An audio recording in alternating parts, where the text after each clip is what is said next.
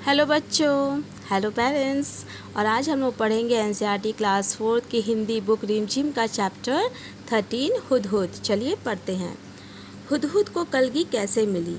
एक बार सुलेमान नाम के बादशाह आकाश में उड़ने वाले अपने उड़न खटोले पर बैठे कहीं जा रहे थे। बड़ी गर्मी थी, धूप से वह परेशान हो रहे थे। आकाश में उड़ने वाले गिद्धों से उन्होंने कहा कि अपने पंखों से तुम लोग मेरे सिर पर छाया कर दो, पर गिद्धों ने ऐसा करने से मना कर दिया। उन्होंने बहाना बनाते हुए कहा, हम तो इतने छोटे छोटे हैं, हमारी गर्दन पर पंख भी नहीं है, हम छाया कैसे कर सकते हैं।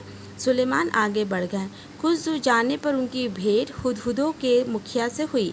सुलेमान ने उससे भी मदद मांगी। वह चतुर था। उसने फौरन अपने दल के सभी हुदहुदों को इकट्ठा करके बादशाह सुलेमान के ऊपर छाया कर दी।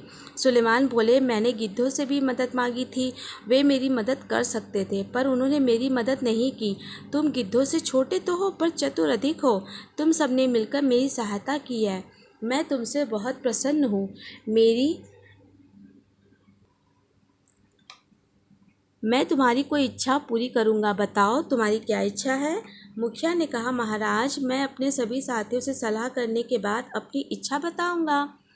मुखिया ने साथियों से सलाह करने के बाद कहा, महाराज, यह वरदान दीजिए कि हमारे सिर पर आज से सोने की कलगी निकल आए।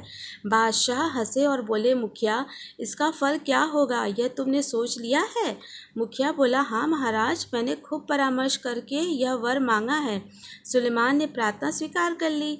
सभी हुदहुदों के सिर पर सोने की कलगी निकल आई। लोगों ने सोने की कलगी को देखा तो वे हुदहुदों के पीछे पड़ गए। तीर से उन्हें मार मार कर सोना इकट्ठा करने लगे। ये देखिए लालच का फल।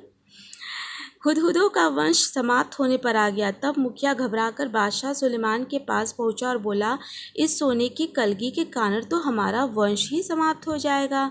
सुलेमान ने कहा, मैंने तो शुरू में ही तुम्हें चेतावनी दी थी। खैर जाओ, आज से तुम्हारे सिर का ताज सोने का नहीं, सुंदर परों का हुआ करेगा। और तभी से हुदहुदों के सिर पर परों का यह ताज कलगी शोभा पा रहा है। हुदहुद एक बहुत ही सुंदर पक्षी है। इसके शरीर का सबसे सुंदर भाग इसके सिर की कलगी होती है।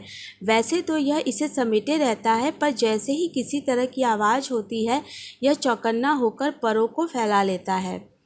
तब यह कलगी देखने में हूबहू किसी सुंदर पंखी जैसी लगने लगती है। इसी कलगी के बारे में तुमने अभी एक सुंदर कहानी भी पढ़ी है। हुदहुद का सारा शरीर रंग बिरंगा और चटकीला होता है। पंख काले काले होते हैं, जिन पर मोटी सफ़ेद धारियां बनी होती हैं। गर्दन का अगला हिस्सा बादामी रंग का होता है। चोटी भी बादामी रंग की होती है, मगर उसके सिरे काले और सफ़ेद होते हैं। दुम का भीतरी हिस्सा सफ़ेद और बाहरी हिस्सा काले रंग का होता है। चोंच पतली, लंबी तथा तीखी होती है। इस चोंच से यह आसानी से ज़मीन के भीतर छिपे हुए कीड़े मकोड़ों को ढूंढ निकालता है। इसकी चोंच नाखून काटने वाली नहरनी से बहुत मिलती है और शायद इसलिए कहीं कहीं इसे हजामिन चिड़िया के नाम से भी पुकारते हैं। हुदहुद हमारे देश के सभी भागों में पाए जाते हैं। तुमने इसे अपने घर के आसपास अपनी तीखी चोंच से ज़मीन खोदते हुए अवश्य देखा होगा। बोलते समय ये 3 बार हुप हुप हुप सा कुछ कहता है, इसलिए इसे अंग्रेजी में हुप ऊ कहा जाता है। हिंदी में इसे हुदहुद कहते हैं। धूप में कीड़ा ढूंढने के कारण हमारे देश में कहीं कहीं इसे पदुबिया भी कहते हैं, और सुंदर कलगी की वजह से कुछ देशों में लोग इसे शाह सुलेमान कहकर पुकारते हैं। मादा हुदहुद 3 से 10 तक अंडे देती है। जब तक बच्चे अंडे से बाहर नहीं निकल जाते, वह अंडों पर बैठी रहती है, हटती नहीं। नर वहीं भोजन लाकर उसे खिला जाता है, पर दोनों में से कोई भी घोंसले की सफाई नहीं करता। संसार के विख्यात पक्षियों में से एक है यह हुदहुद।